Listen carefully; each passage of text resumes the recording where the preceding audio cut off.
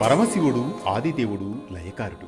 సృష్టిని జనించి పోషించి చివరకు తనలోనే లీనం చేసుకునే తత్వమే శివతత్వం. అందుకే ఇతర దేవతలతో పోలిస్తే శివ స్వభావం, పూజా విధానం, ఆయనను ప్రసన్నం చేసుకునే మార్గాలు చాలా సరళంగా ఉంటాయి. కొంచెం విభూతి, మారేడు దళాలు, చెంబుడు జలం చాలు అని పెద్దలు చెప్పడము ఇదే భావానికి సంకేతం.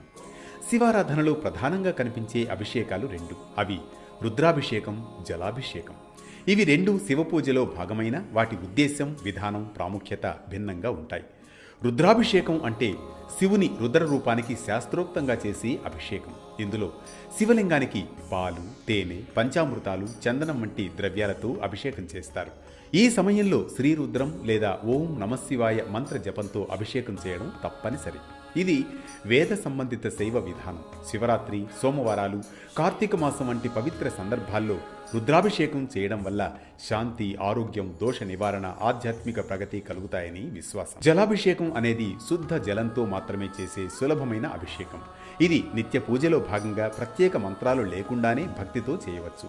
గంగా జలం లేదా నదీ జలంతో చేస్తే మరింత పుణ్యఫలం. ఇది శివుని శాంత స్వరూపాన్ని ఆరాధించే విధానం. మొత్తంగా రుద్రాభిషేకం శాస్త్రబద్ధమైన విశేష పూజ కాగా, జలాభిషేకం సరళమైన నిత్యారాధన.